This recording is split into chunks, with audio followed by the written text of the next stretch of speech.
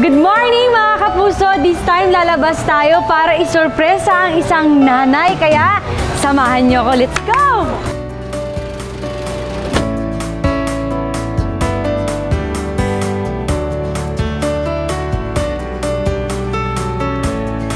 Hi, Mami Aileen! Hi, Mami Aileen! Mami Aileen! Bakit? Bakit ka umiiyak? Mami Aileen! Mami Aileen! Nakarating sa akin yung kwento mo. Bakit ka umiiyak?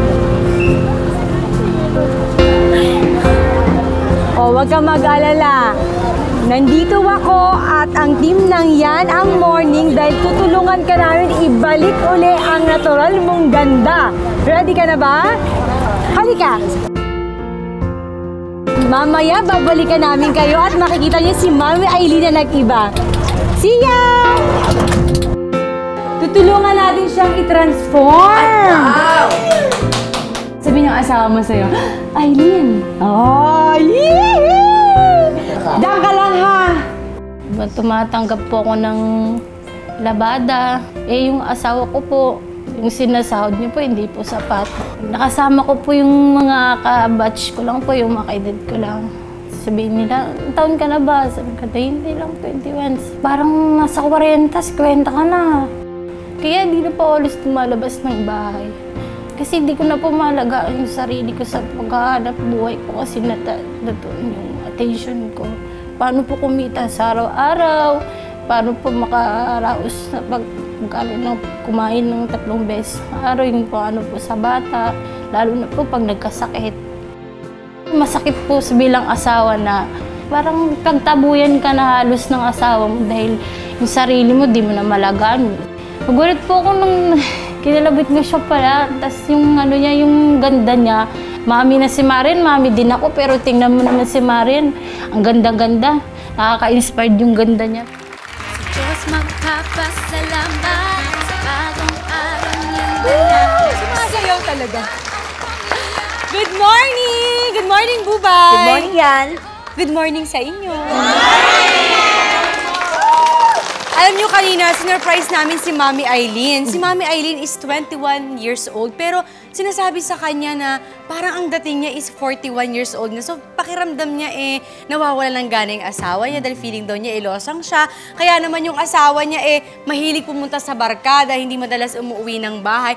So, siguro ito yung typical na nagiging problema talaga ng isang ina, especially kapag hands-on ka sa anak mo at nagtatrabaho ka at the same time, hindi ba? Kaya naman, tumulong ang glam team ng Yan ang Morning para naman i-makeover natin si Mami Aileen. Well, the question is, handa na ba kayo makita si Mami Aileen? Yes! Ako din, sobrang na-excite ako. Kaya tawagin na natin si Mami Aileen. Wow!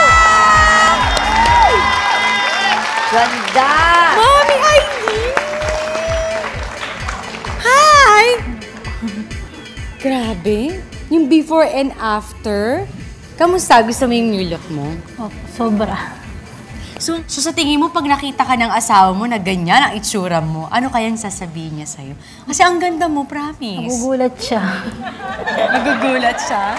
So, anong masasabi mo? Alam mo, sobrang nakakabigay ng inspirasyon, especially yung mga mommies na talagang sobrang dedicated magtrabaho, tapos sobrang nagmamahal sa asawa at sa anak. Kaya kayo naman mga lalaki, bigyan nyo naman ng time din yung asawa nyo.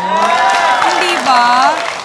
Siyempre, minsan, nagkakaroon ng ganitong pagkakataon. Ako, to be honest, nung nagkaanak din ako, minsan parang feeling ko, ay, bakit ganito tutumin ako sa mirror? Parang feeling ko hindi ako nakakapag-ayos. Kasi talagang makikita mo yung babae na dedicated kapag napapabayaan yung sarili. Pero syempre, hindi pa rin yan ang dahilan para hindi mo mahalin ang sarili mo.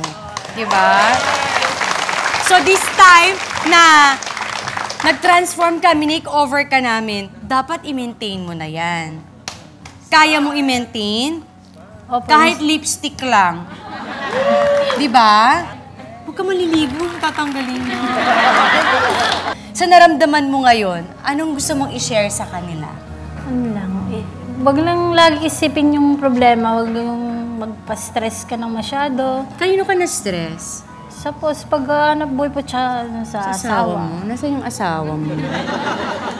Bakit? Bakit? Anong stress binibigay niya sa'yo? Pasaway po kasi. Pasaway siya? Bakit siya naging pasaway? Mahilig sa barkada, minsan Pero wala. nagpapaalam naman siya sa'yo. Minsan po hindi.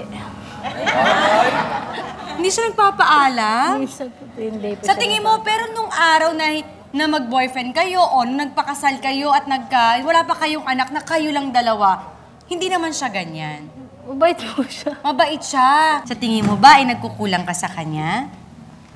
Meron din po siguro. Meron din, di ba? So, siguro sa isang sitwasyon na mag-asawa, hindi lang palagi lalaki ang may problema, hindi lang babae, siguro parehas. Pero kaya siguro nagsasama para ayusin. Especially may anak ka, hindi ba? Siguro mas mahalin mo palalo yung sarili mo tsaka yung anak mo. Siguro pag nakita ka ng asawa mo ngayon, magiging dalawa yung anak mo. Hindi, pinapatawa lang kita. Pero salamat, Aileen, kasi isa lang tong patunay na lahat ng mga babaeng nawawala ng pag-asa o feeling na nalulosang sila, lahat may paraan, basta gugustuhin nyo lang. Di ba? May gusto ka bang message sa asawa mo? Anong gusto mong message sa asawa? Unang message ko lang po sa kanya yung magpakabait na siya. Pero siguro, mas maganda kung para sa akin, maging open ka rin sa kanya. Para magkaintindihan kayo. Try mo. Tapos pag nag-work, sabihin mo sa akin, igigest uli namin kayo. Diba? Try natin. Diba? Lahat posible, wala imposible. Dahil sa kwento mo, for sure yung mga mamis ay natuwa at nagkaroon ng inspirasyon ng dahil sa'yo. Ikaw ang aming aawardan na yan ang Nanay Award. Bye-bye! Flowers for you. Oo, nakaka-relate ako sa kanya. Actually, itong suot mo ngayon, head to toe, sa'yo na yan. Ay, open mo yan para sa'yo. Ano yan? Pakita natin sa kanila. Wow! Siyempre, binilan ng yan ang morning si Aileen ng damit. Taray. At hindi pa yon. Eto, bigay ko sa kanya. Hindi naman pwede puro forma lang. Kailangan mabango ka. Kaya binigyan ko siya ng inner beauty. Wow! Maraming At salamat. hindi lang yan. Makakatanggap pa rin ng trophy, of course. Ayan. Ang lalim, trophy pala.